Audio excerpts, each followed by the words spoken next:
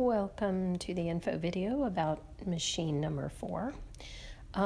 This is number 4. I'll show you the top number there. This machine does not have an external hard shell case when it comes to you, so you won't need to worry about keeping track of that. At the same time, that means that you may need to worry about keeping the machine sort of covered and safe when you're not using it. So this machine has the this bobbin winding mechanism that I demoed in a video, and where you connect for your bobbin winding is to this keeper right here. It's a little bit more centered and not so far forward as the one in the Kenmore in the demonstration video that I showed. So I just wanted to point that out to you. All right. The other things to note on this machine are its control mechanisms, or its mechanisms for where you set up your stitching. It will come to you set and ready to stitch, so you should never need to mess with any of these, but I just want to make sure that you know where things should be in case something happens. This red dot right here is what you want for straight stitching. And so you want this knob turned toward that red dot, okay? This is your stitch length mechanism. And as you can see, it is numbered 6 through 12, and then down in here is some buttonhole stuff that you won't be needing to worry about. You don't want it on 6, that's a really long stitch and it will start to gather your fabric. You also don't want it all the way up on the 12 because that'll be real tight small stitches. So it needs to be set somewhere around the 8 range is your best location. This lower knob is your stitch selector knob. And as you can see on the front of it, there's a little bit of a glare, but you can see there are a variety of stitches. You are not going to need any of those. You're going to be doing straight stitching only for this project. And so you need to have it set. There is a red S on the top. And that's where you need to have it set for the stitching that you're going to do in the class. The other thing to note over here is that this is your reverse switch. You pull it down to go backwards, and then you let it go for your machine to move forward again. I'm going to do just a general demonstration on how to do a straight stitch seam on these machines, and each of them has a little bit different reverse mechanism, but this one is yours. Okay, you pull it down like that, and then let it go, and the machine will go forward again. Okay, this is your on-off switch right here. It's on currently. Flip that, your light goes off, and you can tell that it's off. Okay.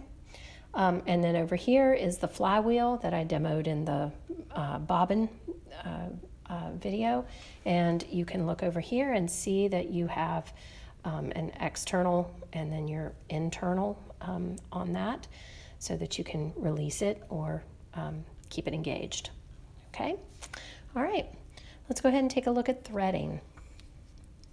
Your machine will come with a spool of thread and one bobbin fully wound, and then an empty bobbin.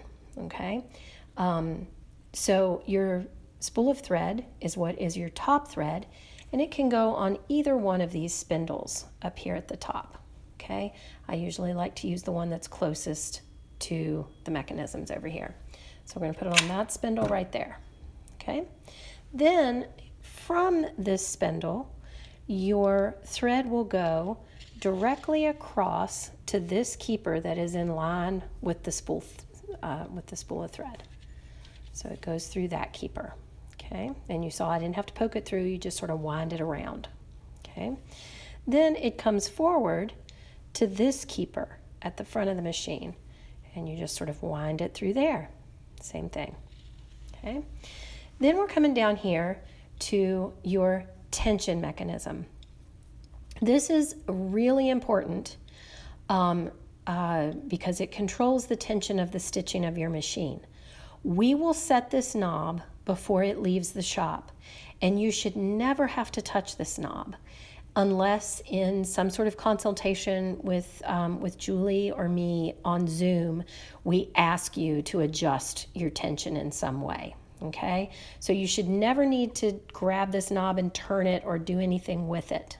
Okay, that said, you have to be very careful to make sure that you get your thread through it when you're threading your machine, because if your thread doesn't go through the tension mechanism, it won't stitch correctly. Okay, so behind this knob, you can see there are these little metal slots, these little metal wafers, and these little slots where your thread goes through.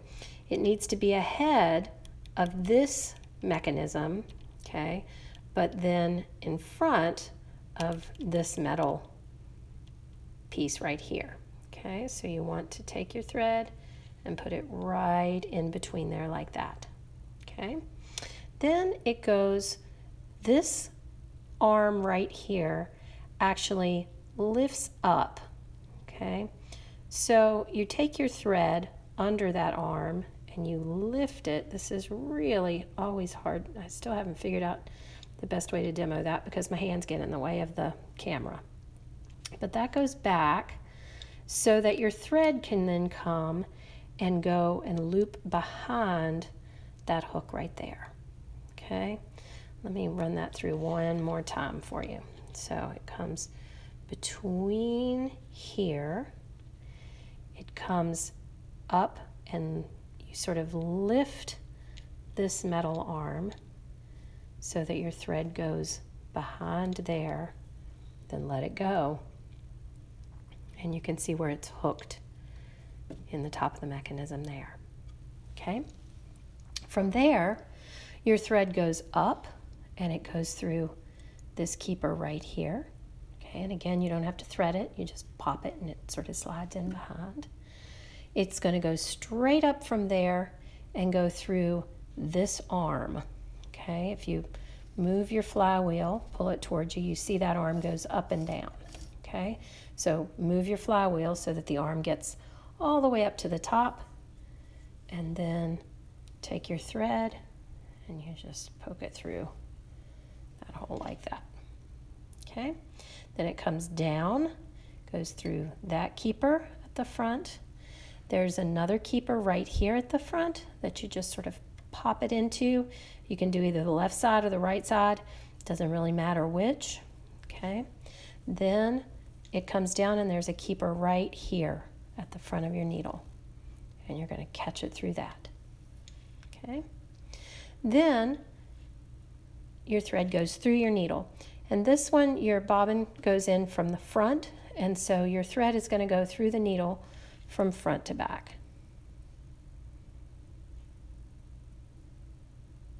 Your needle has a little eye right down here. Sometimes you need to cut your thread again to get a nice sharp edge on it, but that went on through there. If your thread has fuzz on the end of it, it doesn't like to go through that tiny little hole that's down at the bottom of that needle. Okay, all right, so then that's your top thread. Again, it goes from here over to here, up to the front, comes down, goes through the tension mechanism where this arm pulls up and it hooks behind here. Then it goes up, goes through this arm up at the top, and then comes down and goes through this keeper, goes into that keeper, and then there's one last keeper at the top before it goes through the needle. Okay, all right, let's take a look at the bobbin. This, again, this machine doesn't have a case. It was meant to be inside of a cabinet, and we're going to put a little case around the bottom before we send it to you probably, so it'll be a little more stable. It's a little wobbly right now. This is the door that gets you into your where your bobbin casing is. You just sort of put your thumb in it and pop it up, and then it pulls away. And in here, the good thing about this one without having a case is that you can see in here pretty clearly. This is the bobbin casing on your machine. Okay, you see this little arm? You're going to lift that and then pull your casing out. Okay, take your bobbin, make sure that your thread is spooling off to the right as you're looking at your bobbin, and then place your thread into the casing, just like that. Okay. Looking at the top of your bobbin casing, you can see this little notch right there. You want to put your thread into that notch and then catch it underneath that piece of metal right there. Okay, that's sort of the tension mechanism on your bobbin. Okay, so then it'll be spooling off through that little hole over to the side. Then you want to pop this back in to the compartment down here. It's hard to see from our camera angles, but there's a little notch at the top that lines up with this. So you want to put it in so that that arm lines up with that notch. Turn it and then pop, and it should click into place. Okay. After that clicks into place, hold on to your thread, and I usually do that with my left hand so that it leaves my right hand free to work my flywheel, because I'm then going to pull my flywheel toward me like that, which will let the needle go down into the machine, and then the thread will come around. Sometimes it takes a couple of shots. There we go. The thread will come around. We'll pick up that underneath thread and bring it up to the top. So then you grab a hold of that thread, pull it out, and both your threads are on the top. Okay? You're going to take your lid to your bobbin compartment. You just sort of slip them under there like that, and then snap it down into place like that. Okay? And you're ready to sew. Your machine is all threaded up and ready to go.